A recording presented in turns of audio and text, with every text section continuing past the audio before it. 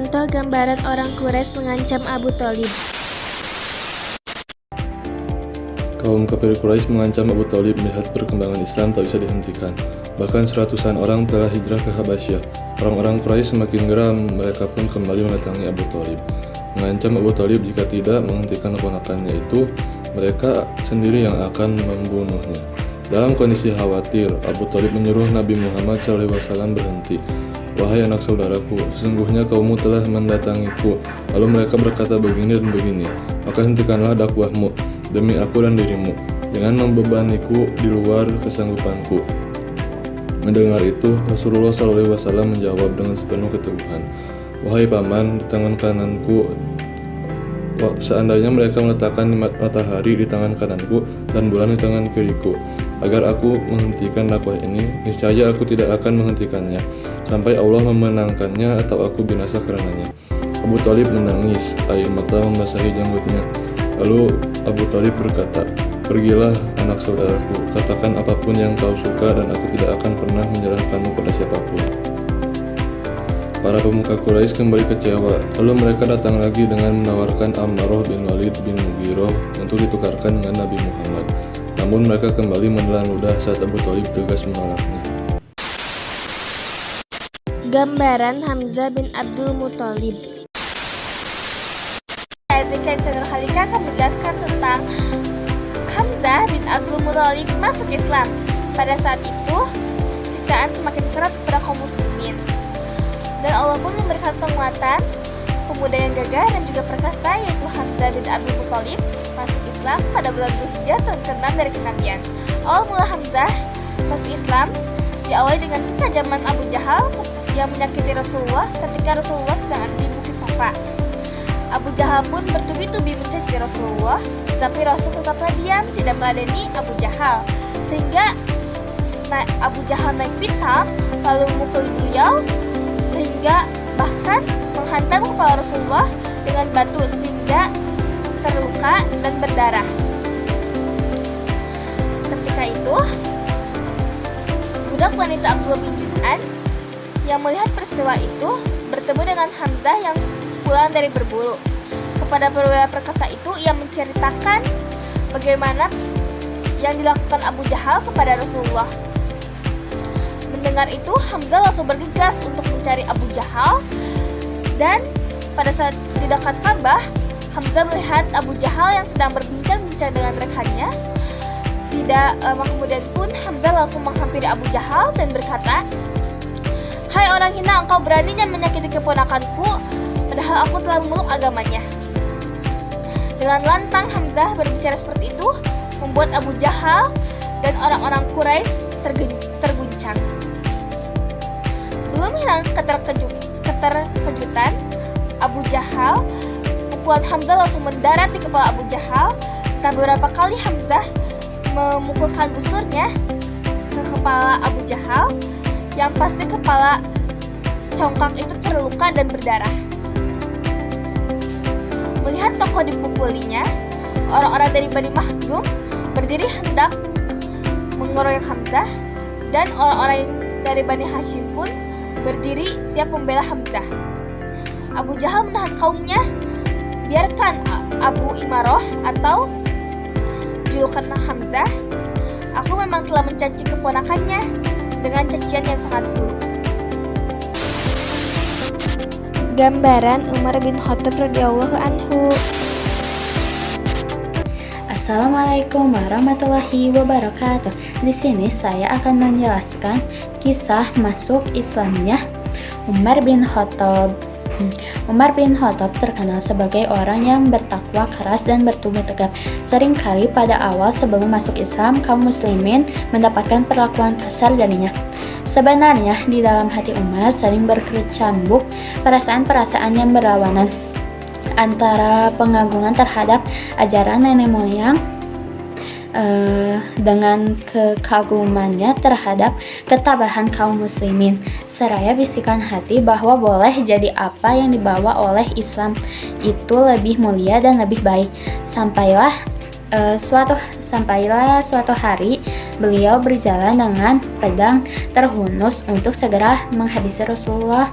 Namun di tengah-tengah perjalanan, beliau dihadang oleh Abdullah An-Naham Al-Adawi seraya bertanya, hendak kemana engkau ya Umar? Aku hendak membunuh Muhammad. Jawabnya, apakah engkau akan aman dari Bani Hashim dan Bani Zuhroh jika engkau membunuh Muhammad? Jangan-jangan engkau sudah murtad dan meninggalkan agama asalmu? Tanya Umar.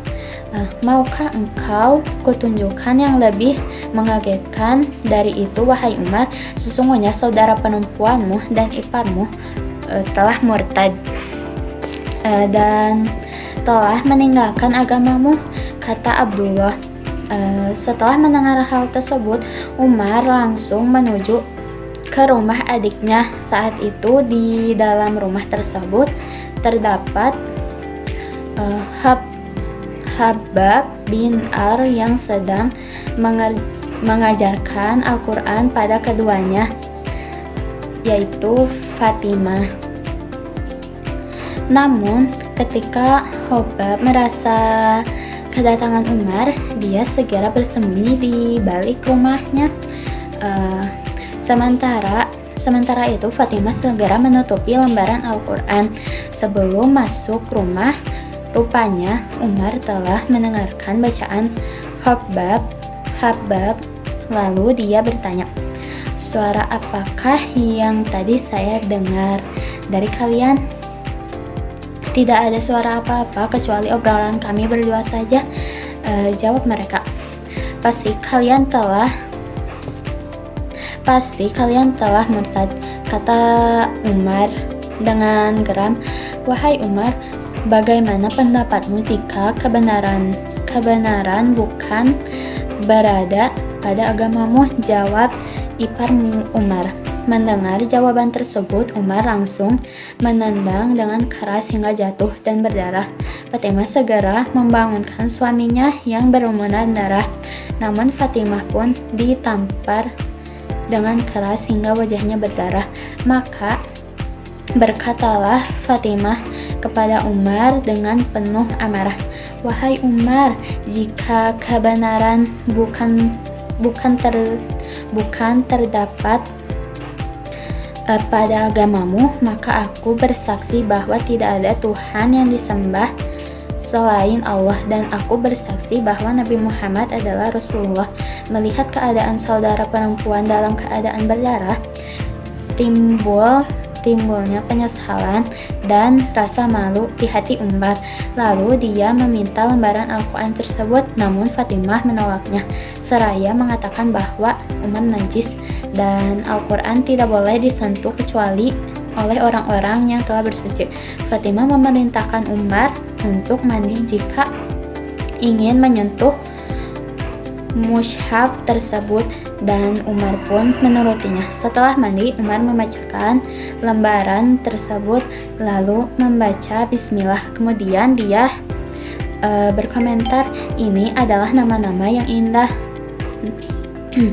suci. Kemudian beliau membacanya yang ayat 1 ya guys.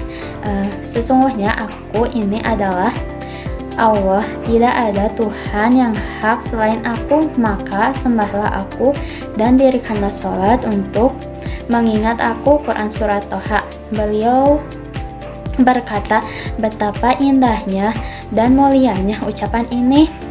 Tunjukkan kepadaku di mana Muhammad.